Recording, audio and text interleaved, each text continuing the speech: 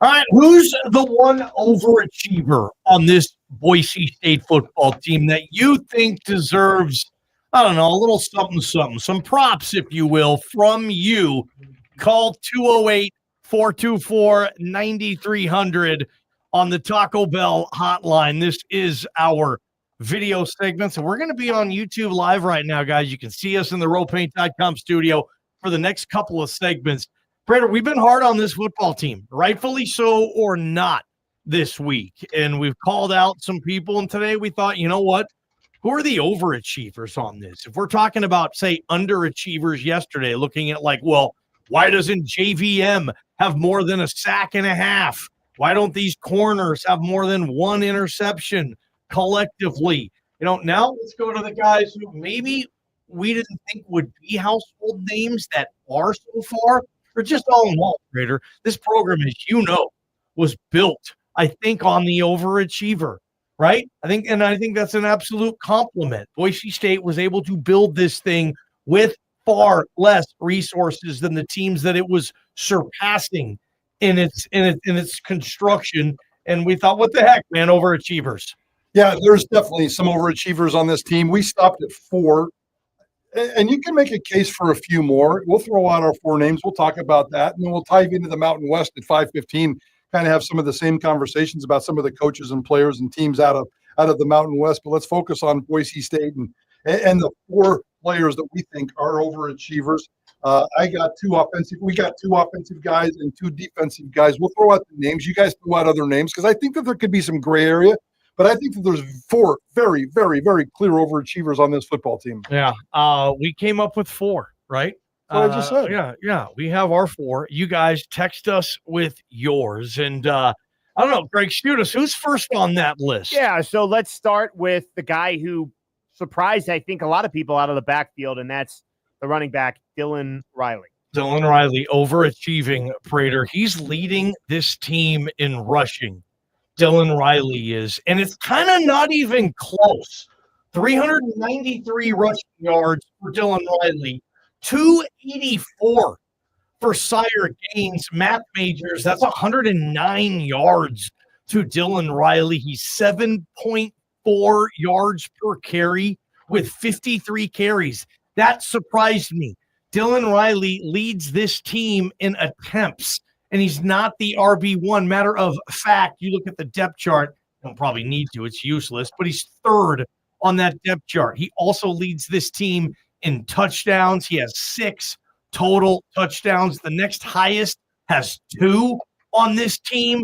I mean, even if you like Dylan Riley, even if you thought he would have a significant role in this backfield, Prater, you can't sit here and say Dylan Riley is not overachieving this year. He absolutely is. He's the best running back on this football team, and statistically, he's one of the best 4 running backs in all of the Mountain West, and that blows you away. We were inundated all offseason long and early into this season with questions about one man and one man only on this football team. How's Sire Gaines doing? Where's Sire Gaines in fall camp?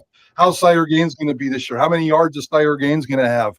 We all answered those questions ad nauseum, and it's just a good reminder that it doesn't always work out that way, guys. And Dylan Riley is the better running back right now than Sire Gaines. And as to use what you just said, I don't think it's even close. And considering what he did last year, I mean, he last year as a freshman, he had 22 carries for 135 yards, and he was done. He did that in 1 game this year. I mean, for crying out loud, he had 123 against Eastern. He had 171 against Air Force. Those are 2 of the worst defenses that Boise State will play. He's kind of tapered down significantly since then, 46 against App and 33 against Notre Dame.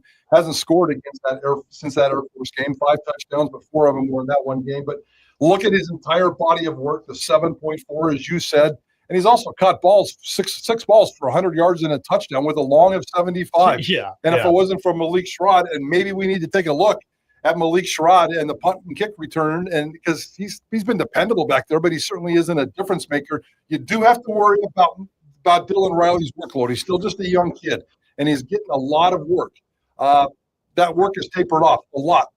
At one point, if that work tapers off because Sire Gaines or whoever else gets better in the running back room, I wouldn't mind seeing Dylan Riley do a couple of kick or punt returns as well. Dylan Riley was the first name I thought of when we were preparing this exercise because, as Prater kind of talked about, he's doing more than Sire Gaines, significantly more, with about the same workload. So it's been a very impressive start for Dylan Riley. Seems to be hitting a lot of home runs for Boise State out of that backfield. See if that continues against New Mexico. Let's stay on the offensive side of the ball with the Eagle High kid, Ben Ford. Obviously, local guy who has been with the program for quite a bit. Had a big third down conversion on a drive that we thought maybe might morph into something for Boise State, get some points on the board. Didn't quite work out that way against Notre Dame, but nonetheless, ball game. Ben Ford, where are you on him? Yeah, Ben Ford is a fifth-year senior, I believe. And I don't know if there's any extra eligibility there. I don't think there is. So this is going to be – and this is how it used to be a lot for an overachiever or a local kid. You know, Ben Ford had an offer to play baseball at the University of Washington, I remember. Turned it down to come to Boise State as a gray shirt initially, Prater. And then back when they had that, well, he's worked his tail off to be a premier receiver on this team for 1 year. There used to be a lot of those guys. You work your butt off for 4 years to have the 1 year where you get some significant run. I was wrong before when I said 2 touchdowns was the second most on this team. It's 3, and it's held by Ben Ford. He's second on the team in touchdowns with the 3 I said.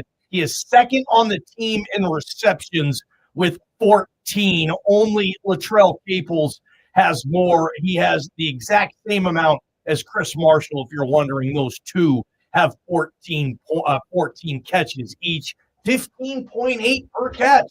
That's a high-level number for a wide receiver. Yes, Ben Ford, 100% overachiever on this team, and I think he can continue to have the type of year he's having, and hopefully if this team does put itself in a position to win another Mountain West, Ben Ford is still a big part of it, Prater. Massive overachiever in our boy Ben Ford. Yeah, he had 4 catches in his previous 4 years for 34 yards and 1 start. So, yeah, he's already completely blown that out the door. Spencer Danielson constantly talks about Boise State's lack of offensive or explosive plays on offense. Ben Ford has had 5 of the most explosive plays for Boise State this year. In the first game, 24 yards. In the second game, 60 yards. In the third game, 22 yards. In the fourth game, he went for 18 yards. And last week, he went for 13 yards. That was his lowest in terms of the big plays, but he still had 3 catches for 28 yards against Notre Dame. He is the most explosive player on this team when Maddox Madsen gets the ball into his hands. And I think if it wasn't for Maddox Madsen and the connection with Ben Ford, we'd be probably having more serious conversations about Maddox Madsen and how efficient of a quarterback he is. I think Ben Ford's bailed him out a couple of times. Ben Ford's been kind of the security blanket for Maddox Madsen. And when he gets an opportunity with his very limited opportunities, he's the best target/catch ratio guy on this football team. It's not even close. I mean, Chris Marshall's 50% of the targets and the catches. Ben Ford's like 80%, 90%. He's like Khalil Shakir. Wow. He catches almost everything that's thrown at him. And some of those catches, guys, are brutal and in tight windows. Credit to Maddox for forcing the ball to his little buddy, and credit to Ben Ford for making big explosive plays.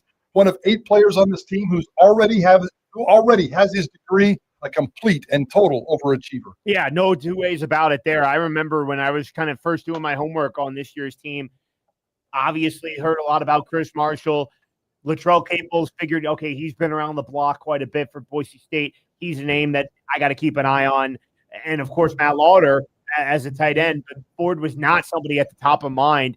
And I think Prater's point about him converting a lot of those targets into catches is well said, because when you're sure-handed, your quarterback's going to keep coming back to you. So I would thoroughly expect Ben Ford to be equally, if not more, involved the rest of the season as he has been the first 5 games of the year. Let's get to the defensive side of the ball.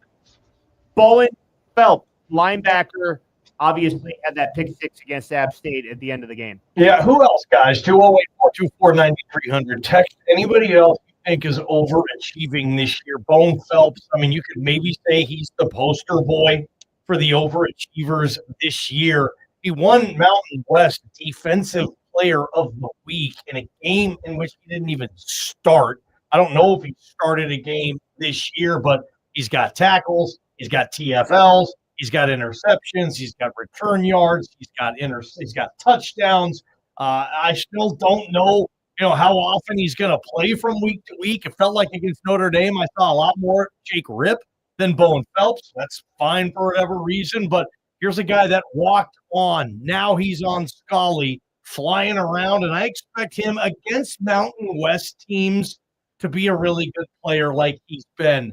Michael Forrest, Prater, Boen Phelps, no question, is overachieving this year. I think he's overachieving, but I think it's just barely, because I'm not as high on him as you guys are, because I think a lot of his glory came in one game, and it was a spectacular game, a spectacular play. And he has overachieved because nobody expected him to be in this position. And I think he is going to be a linebacker of the future. Still has no sacks, no forced fumbles. He was really sleepy against Notre Dame. He's a really, really, really, really skinny redshirt sophomore. So that pick six was pretty damn cool. Carrying out the hammer against Notre Dame was really, really cool. That might be a career highlight for him. I need to see a hell of a lot more from him, because I think we're just scratching the surface. So he's very inconsistent right now, guys. Up and down, up and down. He's a highlight play, but I need to see more consistency and more level play coming out of Boen Phelps. But a lot of that has to do with opportunities, because he's kind of the backup linebacker here. I'm not sure how much he's going to get traction this year, but I think he's going to continue to get better. I think his best days are ahead when he becomes a linebacker of the future for this program. Yeah, he certainly looks like somebody that's going to be more and more a part of the defense down the line as well. And it seems like there are enough snaps for him to go around and play the rest of the season as well. Let's wrap up in the defensive backfield. Zion Washington back at safety. Ballgame. Yeah, I would say Zion, yes. Zion is overachieving this year. And I say that it's almost like you forget he's out there. He's been, I think, the calm of the storm with this secondary when we're picking on what seems everybody, even Benefield. I don't see anybody picking on Zion. He's been back there. He's steady. I haven't seen him get beat over the top. I don't know. He had the big play on the fourth down on the goal line. He's a very, very smart player. He's been here a while now, and you just kind of forget he's back there. But I will say Zion Washington. Most of us, and I hear people all the time, still call him Zion Williamson. They forget his name sometimes. We've done that here on IST. But Zion, Prater is just he's rock solid, and I think he's overachieving this year. He's playing so well. I think he's my favorite player on this defense in terms of the way he plays. He's in every. I mean, you can say this about Benefield too, but he's not an overachiever because he was expected to do what he's doing. And Zion Washington, by all accounts, should as well. The dude's played 45 games at Boise State. Come on, man. He should be. He was a preseason All Mountain West guy for a couple of these magazines. He's supposed to be good. I'm not sure if here in Boise we thought he would be good. He's good. He's consistent. I love the way he's in every TV shot when you watch him on TV. He's in every game tackle, and I love that. He's between 4 and 10 tackles every game so far this season. So I think he's really, really consistent. Again, the position he plays, and this is a team problem. No sacks, no interceptions, no forced fumbles, no fumble recoveries. Takeaways continue to be an issue, but I like the way Zion Washington magnetizes himself to the football. He's all over the place. He's really fun to watch, and I think he's in for a pretty strong finish to the rest of this season. All right, speaking of overachievers, what Mountain West head coach you think is overachieving this year? What Mountain West head coach you think is the first to get his walking papers? 208-424-9300. Let's keep the YouTube channel on and answer those questions when we come back after giving you another chance right now to win $1,000 on KTIK. Text this word, collect to 95819. Thank you. Weather Tight Roofing on KTIK The Ticket. From the Beacon Plumbing Traffic Studio, this is Ticket Traffic. Hasn't been a bad Wednesday afternoon commute. We do have an accident, though, on the ramp from Meridian Road to westbound I-84. It's over to the right shoulder, causing a few delays through there. Outbound connector still pretty slow from Cole through the Y. Westbound I-84 delays begin at Vista. Very heavy traffic through the merge. Got some busy conditions from the Flying Y all the way out. There will be no baseball tomorrow. This report is sponsored by Aleve. Life doesn't wait, and neither should you. Aleve can help you deal with pain less throughout your day. With just one pill, Aleve lasts 12 hours. Don't let those aches and pains hold you back from doing what's important to you. Use as directed. My ride smells just right, just right, just right, just right. Y'all gotta try that Febreze car. Just right, just right, just right. Yeah. La la la la la. With up to 40 days of consistent scent, all over Febreze car clips right on your vent. You know my car's my happy place. Keep that smile on my face. When it smells just right, just right, just right. Yeah, breathe happy Febreze. La la la la la. With NFL Plus, keep the NFL in reach. Stream live, local, and primetime games on mobile during the regular and postseason. NFL Network, including 7 exclusive live games, live game audio, and more. With NFL Plus Premium, watch every touchdown every Sunday afternoon during the regular season on NFL Red Zone. Never miss a game with game replays and track advanced analytics powered by Next Gen Stats with NFL Pro. Sign up today at plus.nfl.com/radio. Terms and conditions apply. At Morgan Jewelers, we make the impossible possible. That's a strong statement, Taylor. But it's true, bro. Okay, example? Yeah, we offer our own in-house financing. So as long as you have a job, we can approve you to get the diamond piece or the engagement ring you really want. Ooh, good example. Yours today, a year to pay. It's been our family's commitment since 1914. I suppose we do make the impossible possible. Find the location nearest you at morganjewelers.com. Meridian Plumbing, Heating, and Air wants to say thank you to all of their customers who took advantage of their $250 off water heater sale. But Plumbing Palooza, they're keeping the good times rolling through 2025. By retaining the $250 off and double Plumbing Palooza. The savings are even greater for tankless water heaters with tax credit incentive and triple Plumbing Palooza. If you're a Meridian Plumbing Heating and Air maintenance plan holder, you can take an additional 10% off the whole thing. Then quadruple Plumbing Palooza. They send out a tech that's highly trained and highly experienced and knows how to repair or install any kind of water heater. So, since the company name doing the work counts as much as the name on the product, why not do yourself a favor and have them come out for free and give you a quote based upon top-tier service with mid-tier pricing? Because Meridian Plumbing, Heating, and Air is just trying to help. If you are facing divorce, call Cordell and Cordell today. There's a lot on the line in divorce. This is Joe Cordell of Cordell & Cordell, the largest family fast here. with Really over 35 years of helping Really clients navigate divorce. Divorce touches all areas of your life, your home, savings, retirement, and of course, kids. So when you find yourself facing divorce, you need a partner you can count on. If you are facing divorce, contact Cordell and Cordell today at 1-855-GET-LEGAL. That's 1-855-GET-LEGAL. CordellCordell.com. Keep your eye on the ball, or in your case, on the road when you listen to Prater in the ball game. Who knows? They may just hit it out of the park. Prater in the ball game. Prater in the ball game. KTIK, the ticket. Remember, New Mexico, Boise State tickets all day today. Tomorrow we are at Broadway on the Rocks. Tell you more about that. But let's get back to the Mountain West here on Prater in the ball game, Greg Frank. Yes, let's do just that. And we're going to do kind of the same thing we just did with Boise State, except expanded out to the whole league. Obviously, we've already seen a lot of P4 coaches get fired. First head coach to get the pink slip. Prater, who's it going to be in the Mountain West? Yeah, I'll take the low-hanging fruit, and I'll go Jay Norvell. And I think that's going to happen. I'm not sure Jay Norvell is going to finish the season. I've been trying to get this guy fired for 3 years, and it finally might be happening just based on his own incompetence. He's already benched his quarterback. He's changed captains on his team. He's changed the play callers. He's going through all kinds of nonsense. They're moving into the Pac-12 here. And the real kicker here, you have to pay attention to these kinds of things this day and age. Jay Norvell is down to the last 14 months of his contract. The buyout, the money, the financial factor is really, really easy. He's not a popular guy. He's easy to get rid of. Jay Norvell is going to get fired first, and I'm not even sure he's going to survive the season. Ballgame? Jay Sovil. I'll keep it with the same first name, but I'm going Wyoming Jay Sovil. It's not working, guys. This was Craig Bowles' buddy. They hired Craig Bowles' recommendation of his DC.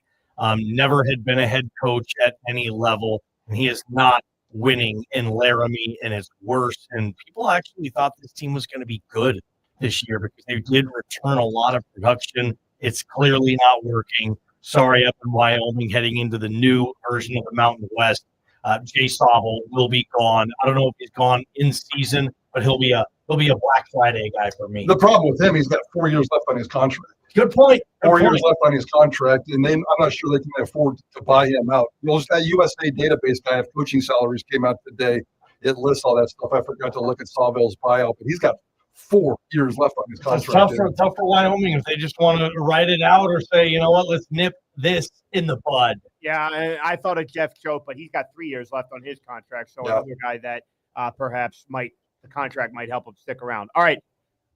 Early, well, I guess it's maybe not that early anymore. We're almost halfway through the season. But your pick for conference coach of the year right now, Ballgame, is who? I went with Dan Mullen. Look, he had an entirely new roster. I know Barry Odom kind of got it going, but he doesn't have any of Barry Odom's players. He came in there media day, fast talking, handshake, and quick draw. Dan Mullen, and dude, they're undefeated. And things are good in Vegas. I know they got some big games coming up, but right now, I'm not giving it to Spencer. Love him, but no. Dan Mullen, first place in this thing. He's my coach of the year, Prater. And that's a good one. That's a good one. I went with Sean Lewis, who does have a loss to Washington State. That's a bad loss, but he's also got the best win in the conference right now, and that 34-0 win over Cal. That thing was a stunner. That's the headline that continues to resonate. Mullen hasn't beaten anybody. He beat a bad UCLA team by 7. I'm not giving him credit for that. The Entz guy out of Fresno State, he's off to a nice start, but they've beaten absolutely nobody right now. Maybe he can have a good football team down the road, but it's between Mullen and Lewis. With me, I went with Lewis just because he's got the best win in the conference so far. Yeah, I mean, I think Entz is in the conversation as a third guy. Agreed. But he might be behind those two. Okay, let's get to an overachieving team. If we kind of had to look at the all-encompassing factors of a program and who is maybe further along than you might have thought at this time of year, Prater, what do you got? Yeah, I went with San Diego State for the reason I just said in terms of Sean Lewis, what they've done and what they've done defensively. I mean, they're absolutely spectacular in terms of what they've given up defensively. 0-13, 0-3. They did give up 24 points to Colorado State last week. That's a little bit disturbing. San Diego State was 8th in the Mountain West preseason poll, guys, by far. The lowest team that's at the top of the Mountain West standings right now. So we got a long ways to go. But to me, San Diego State is the biggest surprise, the biggest overachieving team in this conference. Give me New Mexico. 2 things. One, the UCLA win. First over a Power 4 competition in almost 20 years for the Lobos. That's one. And number 2 is I don't really care the opponent, but for New Mexico to sell out a home football game against its state rival, New Mexico State, overachieving all the way just to check those boxes for Coach Eck in his first month on the job. Overachieving team. They were picked 10th in the Mountain West this season, or maybe even 11th. Sorry. Jason Eck, New Mexico, overachievers all the way here, guys. I had San Diego State here, a big game in 2 weeks. San Diego State, Fresno State. Who would have thought that would have been a game with some implications? Good. It appears to be trending that way towards the end of October. All right. Let's get to an overachieving player, somebody for one of the schools in the league that is maybe exceeding expectations. Ballgame, who you got? Yeah, for me, it's Anthony Calandria, the quarterback at UNLV. Guys, he stunk. He sucked at UVA. He got benched like it wasn't going to happen there. He's an interception throwing machine at Virginia. Anthony Calandria was. He goes in the portal, goes to Vegas. He's told he's not going to beat out Alex Orji because Alex Orji was the Michigan 4-star that's coming to UNLV to rip it up for 1 year and then go back. Anthony Calandria beats him out. He's completing 70% of his passes. He has 9 touchdowns, only 3 interceptions, and he beats you on foot as well. He's averaging 52 yards a game rushing. Anthony Calandria, wow, guys, what a year he's having so far for the undefeated Rebels. He's my under my overachieving player in this league, Prater. Yeah, that's not a bad one. That's not a bad one at all. I went with Danny Scudero, the wide receiver out of Sacramento State. He's by far the most dominant wide receiver in this conference, and it's not even close, guys. He leads the league in receptions per game. He leads the league in all receptions. He leads the league in reception yards. He's one of the top guys in yards per catch. He's number 2, and in reception, touchdowns. He's catching the ball. He's getting major yards. He's scoring touchdowns. This is the cat who came out of Sacramento State, a pretty sleepy season, decent season out of Sacramento State, joins FBS, jumps into this football team at San Jose State, and has done a really nice job. He's kind of taken advantage of Walter Egat, the quarterback there, who's caught a little fire and playing so well. But Danny Scudero, he's the best wide receiver in this conference. He wasn't anywhere near to be found on the all preseason team. Go look at those 3 wide receivers on the All Mountain West preseason team. Nowhere to be found. Danny Scudero is the best wide receiver. And 5 weeks ago, we never even heard of him. He's a stud. Guys, I want to quickly go to the other side of the ball. John Miller, Utah State, the sacks leader in the conference. How many? Inside linebacker. He's got 5 sacks already. Last year, he only had 2. And he transferred from Oregon State to Utah State. Seems to be taking a nice step. And 5 sacks as an inside linebacker is pretty good. All right, let's wrap up with the best quarterback in the league. If you want to default and say Maddox Madsen, that's fine. But if not, who would it be then? Prater, let's start with you. I think there's only 4 decent quarterbacks in this conference right now. You get Madsen, Barnes, and Calandria that Johnny just talked about. I went with Calandria. I'm curious as to where Ballgame's going to go. He just talked about Calandria being the overachiever player, the best quarterback. That's a different thing with different categories and criteria. But based on what Johnny just said, in terms of he's got the highest completion percentage in the conference.